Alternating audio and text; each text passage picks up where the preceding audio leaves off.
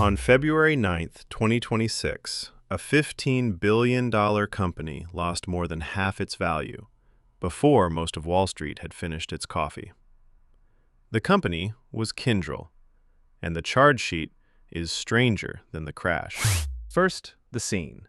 Kyndryl trades under the ticker KD, and it carries a problem most companies would both envy and dread. Almost nobody knows it exists. It was spun out of IBM in November 2021. The unglamorous half, the part that keeps the world's aging computer systems running, while IBM kept the marketing budget. $15 billion in revenue, and a share price that just walked off a cliff. Here is what happened.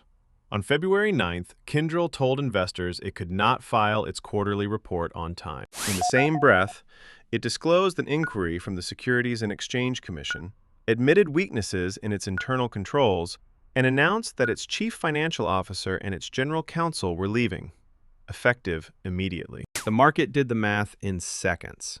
The stock fell $12.90, about 55%, erasing more than $3 billion of value in a single day. So what exactly was the SEC interested in? One number: free cash flow.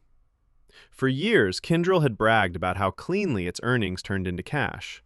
The question now being asked, was that number flattered? The review zeroed in on the company's cash management practices, specifically the timing of when it paid its vendors. Pay your suppliers a little later, and the cash sitting in your account at quarter's end looks a little healthier.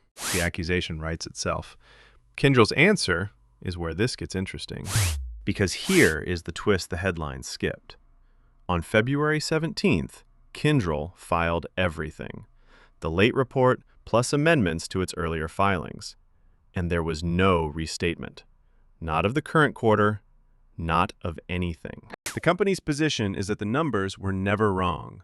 What was wrong were the controls and the disclosures around them.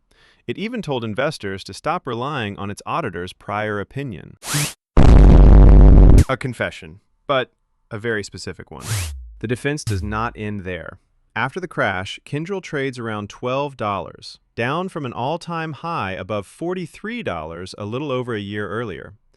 That values the entire company at less than 1/5 of its annual sales. On paper, cheap. Almost insultingly cheap. If you believe the numbers were real, this looks like a fire sale. That's typically how the bullshit. And now, the rebuttal. The SEC inquiry is still open. Revenue is flat in an industry growing double digits. Management cut its own cash flow guidance by nearly $200 million. And the people who signed off on the old numbers are gone.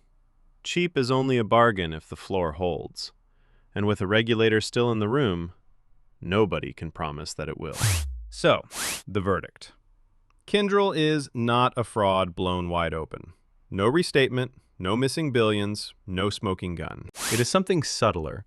A company caught managing the optics of one number that lost the trust of the market and is now priced for a disaster that may never actually arrive.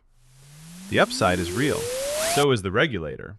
This court rules, hold, cheap enough to watch, not yet clean enough to trust.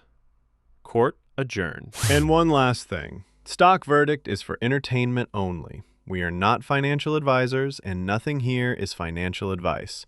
Always do your own research before you invest.